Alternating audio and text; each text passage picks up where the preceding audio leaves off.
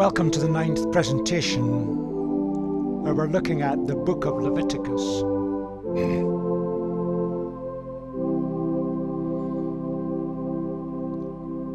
We've used this picture before.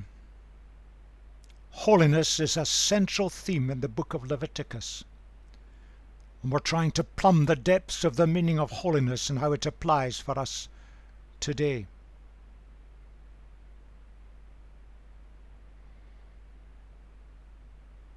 The last presentation in chapter 19,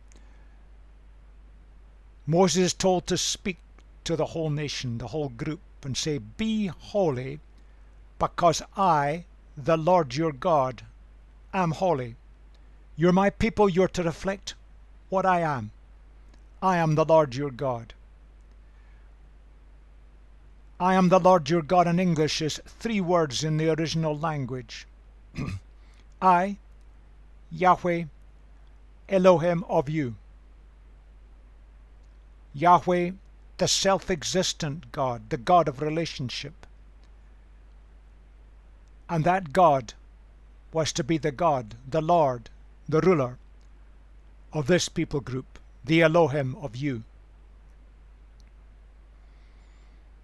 And we saw that holiness isn't being dressed up in a special way and performing certain rituals. Holiness is expressed in life quality, in the ordinary things of life. When we live life quality that reflects the very nature of God Himself. And Leviticus mixes up the religious, the ritual, and the secular practical things of ordinary life. It does not separate them, because in all of them we can reflect the nature of God Himself.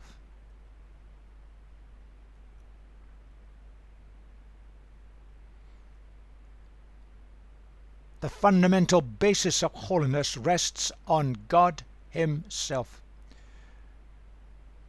God takes His people group, and He wants to work in us and through us to bless others. It is exactly the same with the people of God today, the followers of Jesus. We're called to be set apart, to be holy in our life quality, so that through us others can be blessed and helped. That's the motto of Leviticus. It's worth just writing it out, pinning it on a mantelpiece, and making it our motto for today. We're called to be like God, to reflect God's essential nature, which is holiness. And you can see it in the life of Jesus perfectly. In the way He treated others, and what He said, and what He did, how He reacted. The practical things of life, that's holiness. It's how we treat each other. You can go through all the rituals and the symbolisms today if you like, but without that, there is no holiness. It starts with God Himself. Leviticus symbolizes it with the physical wholeness, cleanness, order, not confusion, moral integrity in everything, in every relationship, in every aspect of life, how we treat each others. Love is not an emotion. Love is an action, where we seek the best for others at all times. You see, holiness is practical. It affects every aspect of living, has an impact on every aspect of our life quality. And holiness means that we're living reflecting the very nature of God. Make it real. We're living like Jesus. We're becoming more like Him day by day. That's God's purpose. Too often we become negative and judgmental. No, holiness means positively being different. Positively being there for others. Positively seeking their welfare. positively seeking by God's grace to live the way of Jesus. And it costs. Our selfish agendas go out the window. We're living for the benefit of the other all the time, because that's the way of Jesus. That's holiness.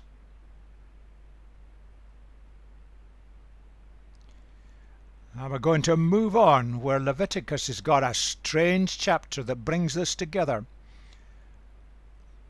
but raises the question, what are the consequences if we don't do it? I'm going to read through chapter 20. You may want to have a Bible open before you. The Lord said to Moses, say to the Israelites, to the people, any Israelite or any foreigner residing in Israel who sacrifices any of his children to Moloch is to be put to death. That is child sacrifices practiced by the Canaanites. And there's archaeological and documentary evidence of what they did. The members of the community are to stone him. I myself will set my face against him and will cut him off from his people. For by sacrificing his children to Moloch he has defiled my sanctuary and profaned my name. If the members of the community close their eyes when that man sacrifices one of his children to Moloch, and if they fail to put him to death, I myself will set my face against him and his family, and will cut them off from their people together with all who follow him, in prostituting themselves to Moloch. The consequences for child sacrifice. I will set my face against anyone who turns to mediums and spiritists to prostitute themselves by following them, and I will cut them off from their people. Consecrate yourselves and be holy, because I am the Lord your God. Keep my decrees and follow them. I am the Lord who makes you holy. God controls the future. We don't need to dabble in the occult.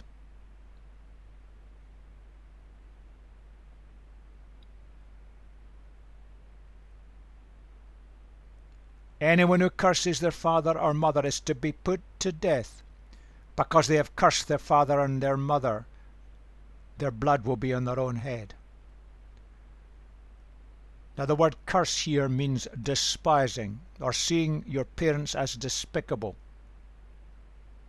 It's what the original word, that's the meaning it carries. A death penalty? Let's move on. If a man commits adultery with another man's wife, with the wife of his neighbour, for example, both the adulterer and the adulteress are to be put to death. If a man has sexual relations with his father's wife, he has dishonoured his father. That's presumably his father's remarried. Both the man and the woman are to be put to death. Their blood will be on their own heads. If a man has sexual relations with his daughter-in-law, both of them are to be put to death. What they have done is a perversion. Their blood will be on their own heads. If a man has sexual relations with a man as one does with a woman, both of them have done what is detestable. They are to be put to death. Their blood will be on their heads. If a man marries both a woman and her mother, it is wicked. Both he and they must be burned in the fire, so that no wickedness will be among you. If a man has sexual relations with an animal, he is to be put to death, and you must kill the animal. If a woman approaches an animal to have sexual relations with it, kill both the woman and the animal. They are to be put to death. Their blood will be on their own heads.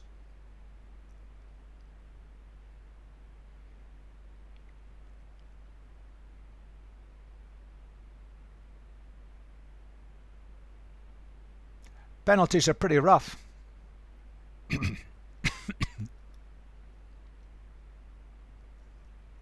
But it goes on. If a man marries his sister, the daughter of either his father or his mother, they have sexual relations, it is a disgrace. They're to be publicly removed from their people. He has dishonoured his sister and be held responsible. If a man has sexual relations with a woman during her monthly period, he has exposed the source of her flow and she has also uncovered it. Both of them are to be cut off from their people. Do not have sexual relations with the sister of either your mother or your father, for that would dishonour a close relative. Both of you will be held responsible. If a man has sexual relations with his aunt, he has dishonored his uncle. They will be held responsible. They will die childless. If a man marries his brother's wife, it is an act of impurity. He has dishonored his brother. They will be childless. Consequences for unacceptable sexual relationships.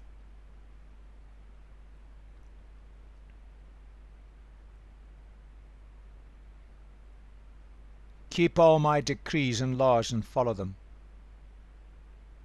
so that the land where I am bringing you to live may not vomit you out. You must not live according to the customs of the nations I am going to drive out before you. Because they did all these things, I abhorred them. But I said to you, you will possess their land. I will give it to you as an inheritance, a land flowing with milk and honey. I am the Lord your God, who has set you apart from the nations.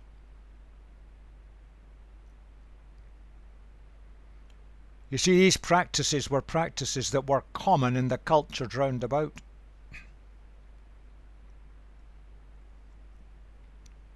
And what is being said here is, no, that's not for you. That's not the way of God's people. But there's an important principle here. You want to keep the land, don't go down that way. That's still true today. Going on, you must therefore make a distinction between clean and unclean animals, between unclean and clean birds. Do not defile yourselves by any animal or bird or anything that moves along the ground. Those that I have set apart as unclean for you. You are to be holy to me, because I the Lord am holy, and I have set you apart from the nations to be my own. A man or woman who is a medium or spiritist among you must be put to death. You are to stone them. Their blood will be on their own heads.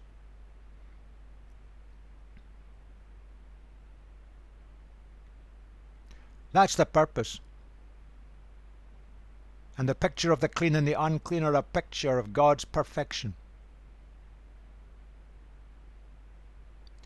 And in much of temple worship of pagan groups round about, there were those involved in spiritualism, oracles, telling the future. That's not what's to happen amongst God's people.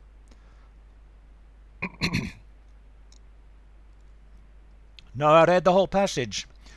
The previous 3 chapters have, before we come to this section, have laid out some of the principles of how we're to live holy lives, lives that reflect the nature of God.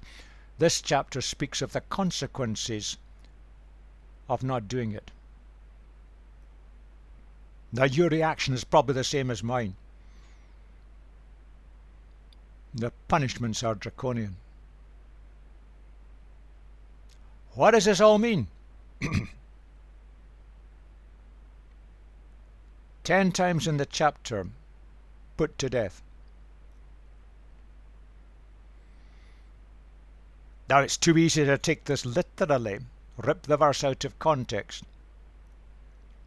It must be seen in the context of the cultures of the nations round about, where these practices often occurred.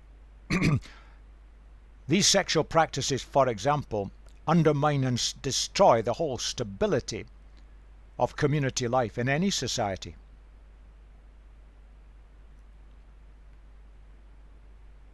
The phrase cutting off from their people is used 5 times.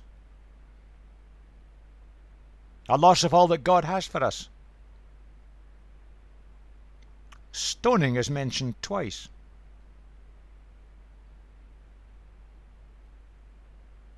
Burning in fire is mentioned once.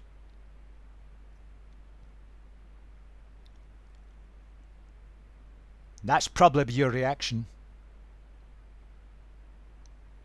And those who want to criticize Christianity go into the book of Leviticus, usually using the old version of the Bible, which has got many misleading phrases in it, because words have changed their meaning over time, and they mock us.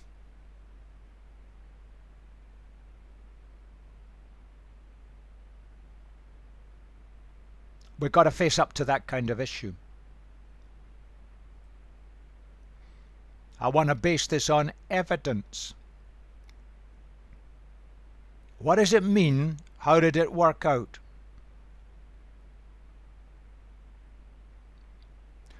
First of all, that's true.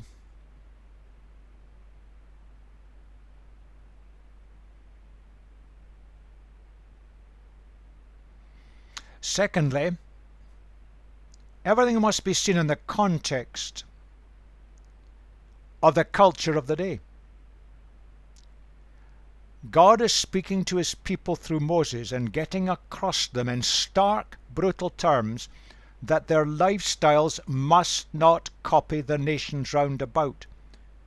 Because these pictures here are accurate pictures from, as you compare historical records, of the kind of things that were happening in the cultures round about.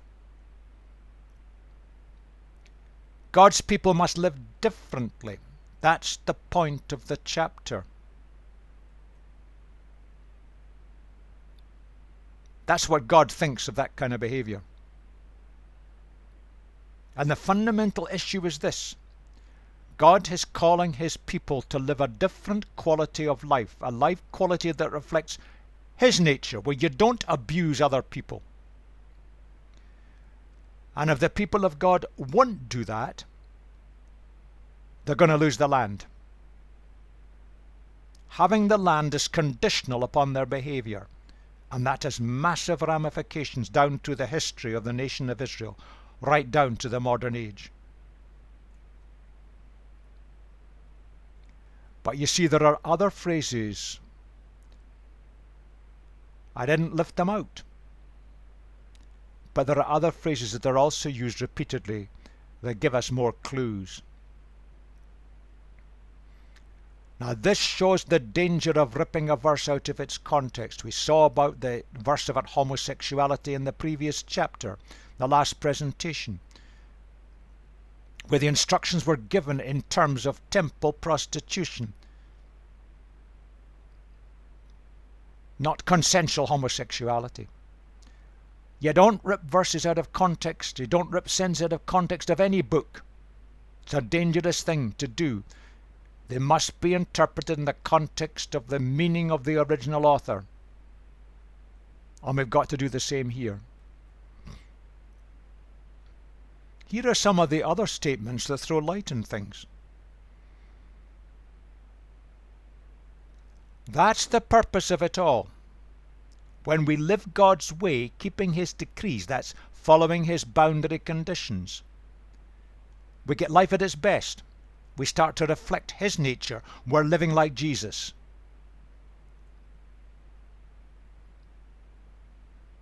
And we lose our privileges as part of the people of God. We're cut off if we don't live God's way. And the fundamental principle is this. God's people are called to be like God, holy, because God is holy. He made us that we might become like him. And if you look in the New Testament, the ultimate goal is that we might become like Jesus. You'll find that in 1 John. It centers on God's holiness, his utter moral perfection. And we are to reflect that. And it's expressed in how we treat each other. And in all these crimes that are listed in these chapters, they all reflect where we have abused other people in some way. That's not the way for God's people. And there are consequences for the action. Two fundamental principles come into this. We're called to live the way of Jesus in modern terms because that reflects God's perfect nature. That means we don't copy what other people are doing who are not the people of God. We wish they would come and join us and become the people of God. But the right-hand one leads to the left-hand one. And we've got to watch today in our modern Christian communities to focus on God's holiness, the starting point. It costs to be like Jesus. It really does. And we're not to copy. and bend to the way our societies have moved or are moving. And that's got major messages for the people of God in the West in the 21st century. Do you see, there's a positive dimension as well as the negative.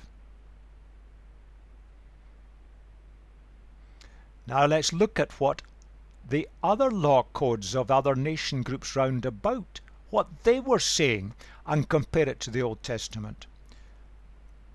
Eminent scholars have done this, and I'm only going to skim the surface here. The Old Testament principles of living are light years ahead of what the other law codes were doing. And some of the other law codes had good bits in them, as well as bits that weren't so good. But I want to look at the principles behind them. Remember, in most countries there was no police system, there were no law courts. People just took things into their own hand as communities. And revenge was a feature in many of the law codes that were floating around. The Levitical law code rejects revenge. Yes, just retribution, but not revenge. And if we look at the whole of Leviticus chapter 19, we can see that very clearly. Particularly the verse where we pick up the idea that we're supposed to love. And love is pictured there as the opposite of revenge, taking the law into our own hands. Now here's something we've lost today. Speaks about purging the evil from the land. We take action to acknowledge that there is evil. There is right, there is wrong. It is objective, it is God determined. And yet in our modern day society today, objective right and wrong have largely disappeared. What is right is what suits the majority. It reflects majority opinion. That's not the way God made this world. The world runs on fixed principles. The universe runs on fixed principles. So does the moral and ethical world. There is right, there is wrong. It's objective. Yes, there's deterrence. And that's common in many law codes. Reconciliation. In the Old Testament and Leviticus in particular, yes, you've got to pay your dues for what you've done wrong, but no degradation, no permanent loss of civil rights. Now that's very different from many of the other law codes of nation groups round about. Mutilation of others, physical mutilation was common. Utter degradation. These things happen. The brutality, the violence, very common. Now there's no system of fines, which is a thing we have in our modern day societies. They didn't have money in our sense. But compensation if you've done someone wrong, yes, that's there. Other systems had systems of fines, which laid down things that you've got to give and sacrifice.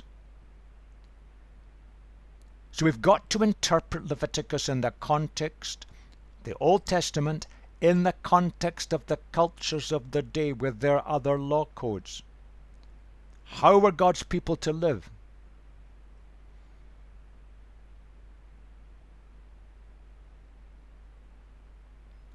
That is the meaning of Leviticus in particular and the early books of the Bible in general. Here is a people group who'd escaped from slavery in Egypt. They had been influenced, no doubt, by the cultural practices of Egypt where they'd been enslaved. They were going into a land where there was a people group, very scattered, not a big population there, where some of the practices were simply horrendous. And the people groups round about, they also had their own practices, good and bad. How were God's people to live? This is the framework. Don't copy what the others are doing. There's an ultimate standard, there's an objective reality, which is the reality of God's perfect nature. That's the standard for all ethical and moral law codes. That's very, very different from the cultural practices then, and it is very different from the cultural practices that have grown in the West today. Now, the Old Testament speaks of death penalty, but if you look at Deuteronomy 19:15, there's restrictions. And in some of the crimes, particularly the sexual crimes, having two witnesses would not be easy.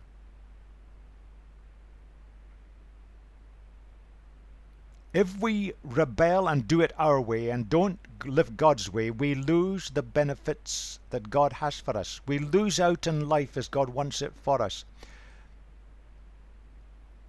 So there's a cutting off as a kind of punishment. And the final one is that there's some sort of compensation for the injured party. Imprisonment didn't happen in those days. That was rare. It did exist in some cultures. In Egypt there was a bit of it, but not common. Has to be organized centrally and it costs money. But these things were common. And if you look at the Levitical law code, revenge is out. Mutilation of bodies is out. The brutality that was imposed on people, where, for example, one of the people groups would skin their enemies alive, or would take groups of men that they'd captured and put them in a building and then build the building around them so that they would starve slowly to death. Now, these sort of things were common. All of that's out, and the Levitical codes must be seen in the context of that. The context does matter. You can't take the book of Leviticus and assume that the people of Israel were living in a Western lifestyle. The cultures round about were very different. And people lived in much smaller groups. There was very little formal legal system. No police, no law courts, no prisons. We've got to interpret it in the context, which is very, very different. Now let's see if we can bring this together.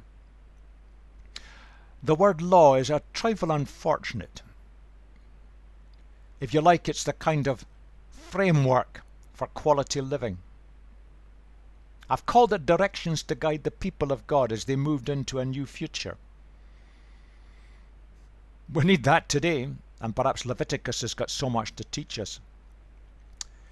They had to know what these directions were, and it's laid down that every 7 years this law was to be read to the people. Remember, the people, most of them couldn't read or write. They lived in small family communities, extended family communities. That was the way of life. You'll find that in Deuteronomy 31. There's the actual text. End of every 7 years, the year for cancelling debts. Now there's an interesting thought. You cancel all the debts every 7 years. Stops the rich getting richer perpetually. When all Israel comes to appear before the Lord your God at the place he will choose, that was the temple in Jerusalem, you shall read this law before them in their hearing. Assemble the people and the foreigners residing in your towns, so that they can listen and learn to fear the Lord your God, and follow carefully all the words of this law. Their children who do not know this law must hear it and learn to fear the Lord your God as long as you live in the land you are crossing the Jordan to possess. Again, it's tied to the condition of staying in the land. We've got to know what God's ways are. We've got to look at the life of Jesus, study it, and take a decision we want to live that way.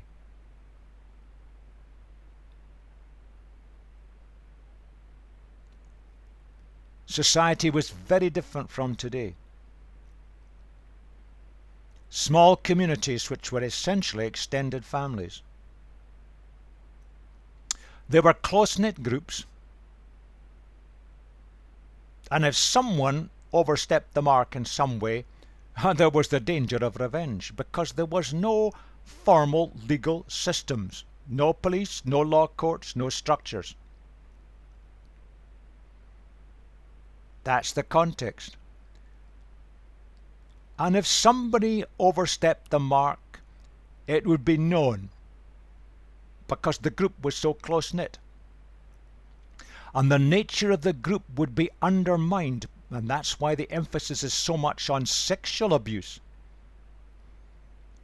Because the nature and harmony of the small community, the extended family, would be undermined if somebody exhibited behavior of a sexual nature that broke the normal structures. And the way it would be done would be that the senior men ruled the communities. They would get together, and the community would be all together, and the senior men would decide what was going to happen.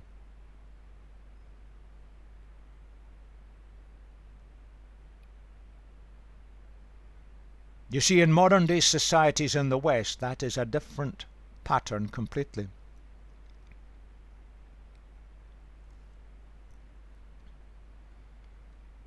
Now, there are some professions in the West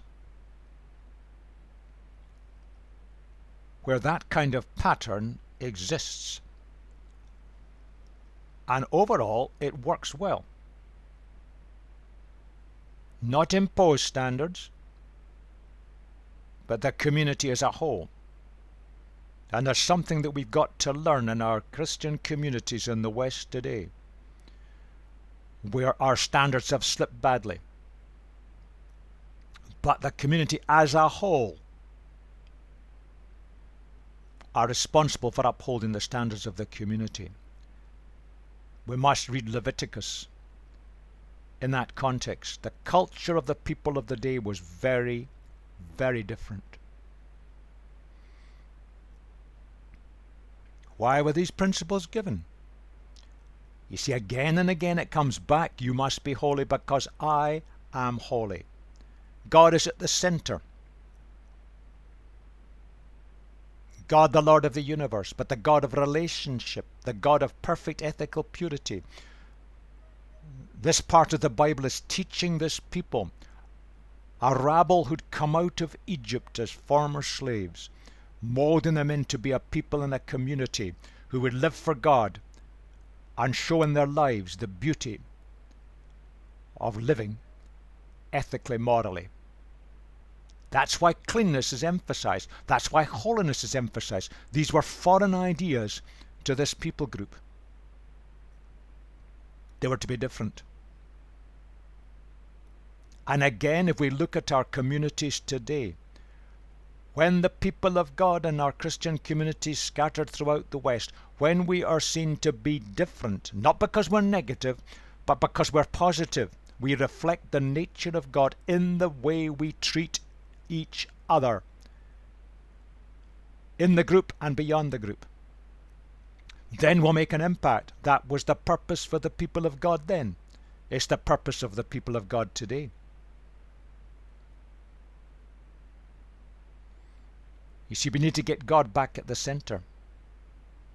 Jesus has got to be placed central in all our Christian communities today. We don't copy the society around.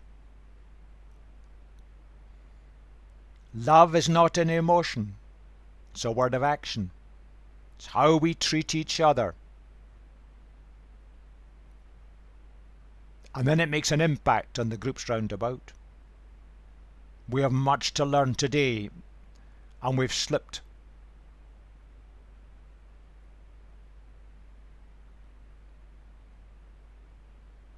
That's the message for us today. Get Jesus back at the center.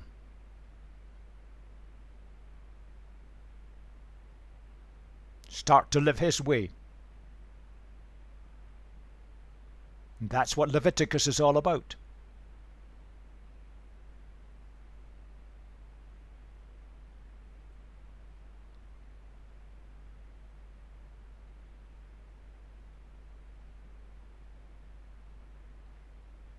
That's always true.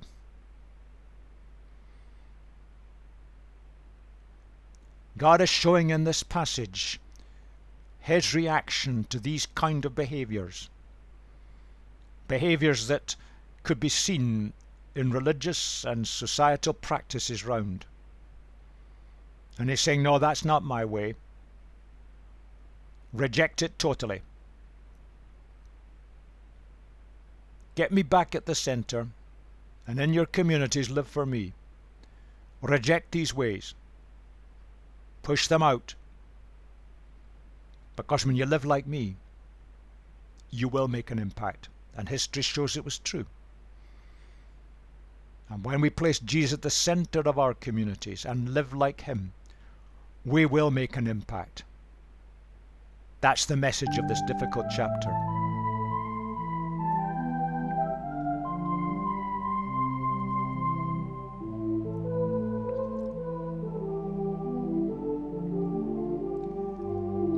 In the next presentation, we're going to go back and look at the priests and their role in all of this.